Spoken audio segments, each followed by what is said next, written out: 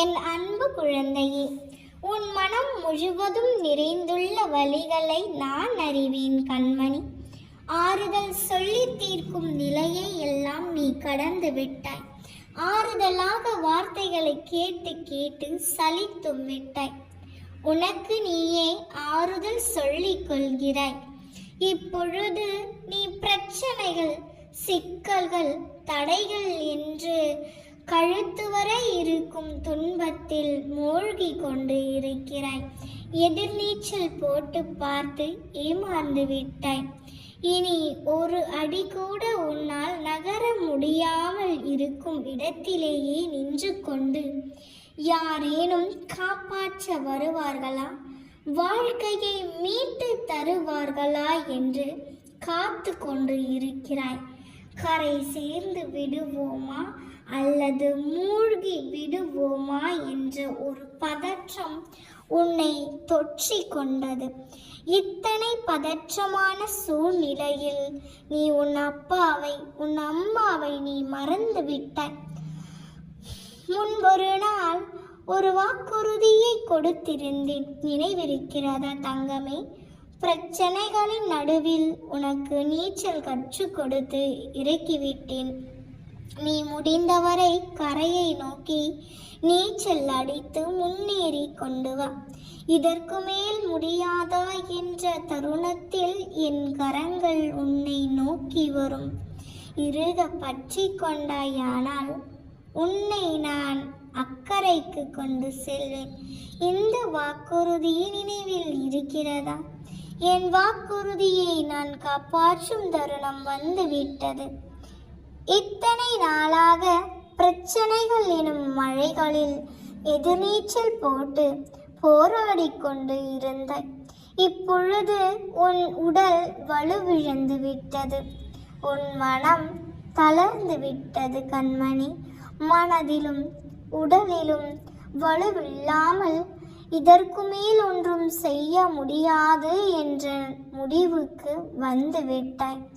நம்பிக்கையை இழந்து விடாதே தங்கமே, தைரியமாக இரு. எல்லாம் நல்லதாகவே நடக்கும். உன் உருக்கமான வேண்டுதலை நான் கேட்டேன். உன் பிரார்த்தனைகளை நிறைவேற்றி தர உன் வீட்டு வாசலில் சந்தோஷமாக காத்திருக்கிறேன். தாமதிக்காமல் முழுமையாக இதை கேள். எனது பரிபூரண ஆசைகளை முற்றிலுமாக பெற்றுக்கொள்.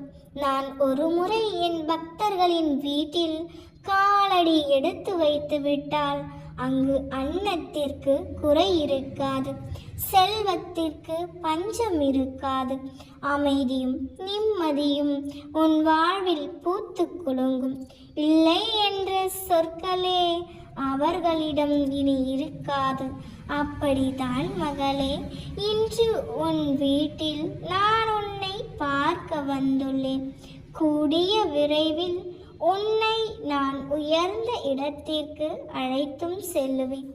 உன் வாழ்வில் சோதனை கொடுத்து உன் பொறுமையை சோதிப்பேனே தவிர என்றும் வேதனையில் வீழ்த்த மாட்டேன் கண்மணி. கடைசி நிமிடத்தில் கூட ஒரு அதிசயம் செய்வேன். ஆனந்தத்தை ஆள காத்து கொண்டிரு, கண்டிப்பாக கிடைக்கும். என்ன அப்பா, சோதனைகளையும் நீங்கள் தான் தருகின்றீர்கள், அதற்கான ஆறுதல்களையும் நீங்களே தருகின்றீர்கள், இது நியாயமா என்று கேட்கிறாய். ஆறுதல் என்பது உன் சாயத்திற்கு தற்காலிக தீர்வு. ஞானம் என்பது உன் காயத்திற்கு நிரந்த தீர்வு. நான் உனக்கு ஞானத்தை தர வைக்கிறேன். சோதனைகள் மூலமே அனுபவம் பிறக்கும். அனுபவத்தின் வழியே ஞானம் பிறக்கும். ஞானம் பிறந்தால் நிரந்தர மகிழ்ச்சி கிடைக்கும்.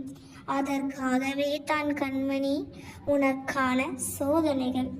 நீ நிரந்தர மகிழ்ச்சியை பெற்று சந்தோஷமாக வாழ வேண்டும் என்பதே உன் அப்பாவின் எதிர்பார்ப்பு.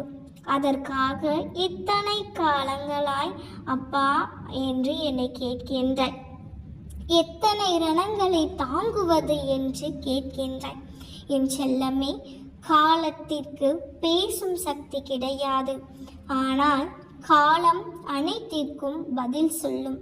உனக்கு ஏற்பட்ட இந்த காயங்களுக்கும், உனக்கு ஏற்பட்ட பல குழப்பங்களுக்கும், பல இழப்புகளுக்கும் இந்த காலம் நிச்சயமாக பதில் சொல்லும்.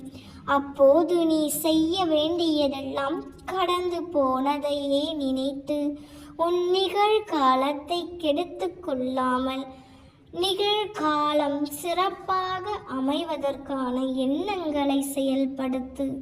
எண்ணம் உறுதியாக இருந்தால் எண்ணியபடி உயரலாம்.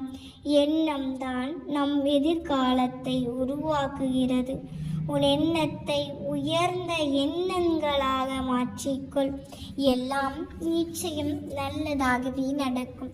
எப்படிப்பட்ட கஷ்டங்களினால் மன அழுத்தம் ஏற்பட்டு இருந்தாலும் இதுவும் கடந்து போகும் என்ற எண்ணத்தில் செயல்படு. கவலைகள் ஒருபோதும் வெற்றியை தருவதில்லை. முயற்சிகள் மட்டுமே வெற்றியை தருகின்றது. கோபமோ துக்கமோ என்ன சூழ்நிலையில் நீ இருந்தாலும் பேசும்போது தவறான வார்த்தைகளில் பேசாதே. ஏனெனில் சூழ்நிலைகள் எப்போது வேண்டுமானாலும் மாறலாம். ஆனால் பேசிய வார்த்தைகள் ஒருபோதும் மாறாது கண்மணி. உனக்கான மதிப்பை நீ அதிகரிக்கும் போது உன்னை பற்றிய உன்னுடைய சுய மதிப்பும் அதிகரிக்கும். உன் மீது நீ கொண்டுள்ள மதிப்புதான் சுய மதிப்பு பிள்ளையே. வாழ்க்கையில் சில முக்கியமான முடிவுகளை எடுக்கும்போது உன்னுடைய உள்ளுணர்வு சொல்வதை கவனி. தைரியமே உன் மன அழுத்தத்தில் இருந்து விடுபட வைக்கும் ஊக்க மருந்து. நம் ஒவ்வொரு உடலில் ஏற்படும் காயங்களை தானாகவே குணப்படுத்தும் சக்தி இருப்பது போல உன் மன காயங்களை ஆற வைக்கும் சக்தி உனக்குள் உண்டு. பிரச்சனைக்கு 2 காரணம்தான். ஒன்று யோசிக்காமல் செயல்படுவது, மற்றொன்று செயல்படாமல் யோசித்து கொண்டே இருப்பது. குழந்தையே, எந்த தனித்தன்மையான வாழ்க்கை பாதையில் உனக்கான ஒவ்வொரு நொடியும் சந்தோஷம் உள்ளதோ அதுவே உனக்கு சிறந்த வாழ்க்கையாக இருக்க முடியும். வாழ்க்கையில் உள்ள சிக்கல்களை தீர்க்க எந்த விதத்தில் சிக்கல்கள் உருவாக்கப்பட்டது என யோசித்து அந்த சிக்கல்களை உருவாக்கிய காரணிகளை நீ தீர்க்கும் போது சிக்கல்களும் தீர்க்கப்படும். நிம்மதி வேண்டும் என்று நினைக்கின்றோமோ தவிர ஆசைகளை கைவிட யாரும் நினைப்பதில்லை. ஆசைகளை துறந்து பாருங்கள். வாழ்க்கை உங்கள் வசப்படும். யாரையும் அல்பமாக நினைத்து விடாதே. சிறிய தீக்குச்சியின் வலிமைதான் பெரும் இருட்டையே கிழித்தெறிகிறது. தேவையற்ற விஷயங்களில் ஆற்றல்களை செயல்விடுவதில் தவிர்த்துவிடும். அவசிய தேவைகளுக்காக ஆற்றலை சேமித்து வைப்பது மிக முக்கியம். வாழ்வின் இருள் பகுதியை மனம் நினைத்து கொண்டு இருந்தால் மனம் கஷ்டமாக இருக்கும். வாழ்வின் இருள் பகுதியை தொடர்ந்து கிடைத்த நன்மைகளை நீ நினைத்து மகிழ்ச்சிக்குள். வாழ்க்கை சொர்க்கமாவதும் நரகமாவதும் தன் எண்ணத்தை பொறுத்தே அமையும். இல்லாததை நினைத்து ஏங்காமல் இருப்பதை வைத்து வாழ கற்றுக்கொள் தங்கமே. நிச்சயம் எல்லாம் நல்லதாகவே நடக்கும். நாம் இருக்க பயமேன்.